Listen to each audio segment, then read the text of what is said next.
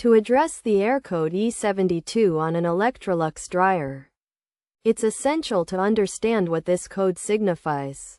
The error code E72 is an indication that the NTC sensor is defective or there's an issue with the wiring. The primary causes of this code include a defective thermistor or faulty wiring. To resolve this issue, start by checking the thermistor.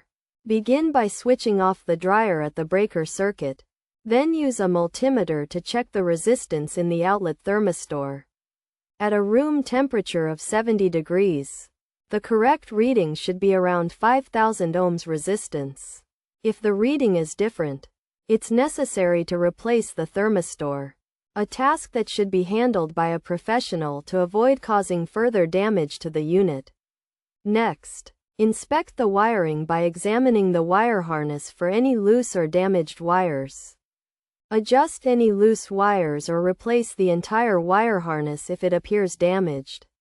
Additionally, verify that the NTC probe is properly connected and ensure the cold and hot water hoses are securely connected. By following these steps, the error code E72 on the Electrolux dryer should be resolved.